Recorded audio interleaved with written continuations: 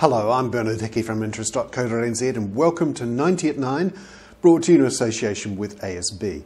This is our morning briefing where you get everything you need to know in 90 seconds at 9 o'clock, starting now with news that the price of oil has risen over $50 a barrel. It's now over $52 a barrel in New York trade.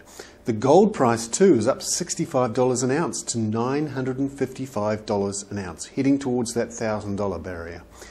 The reason investors are buying hard commodities such as gold and oil is that they'd like to do that when the US dollar falls. They're trying to protect the value of their investments.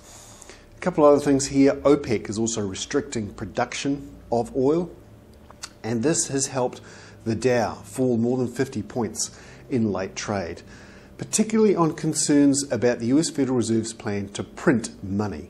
This is going to devalue the US dollar and also potentially create inflation. Now the big news here because of this is that the New Zealand dollar has gained against the US dollar, up to 55.7 cents in early trade this morning. Meanwhile, the International Monetary Fund has cut its forecast for global economic growth this year.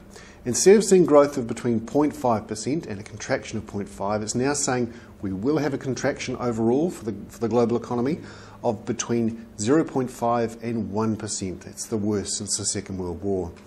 And finally, back at home, Nuplex Industries. Remember, it's been trying to raise this money from shareholders, $110 million, through a rights issue of shares to shareholders at between 55 and 60 cents.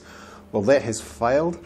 They're now resorting to a rights issue of 7 new shares for every 1 share at 23 cents. Remember, Nuplex stopped trading the other day at $1.07 per share. Essentially, Nuplex is broke. It's in the hands of its bankers and will be lucky to survive. I'm Bernard Hickey. That was 90 at 9, brought to you in association with ASB.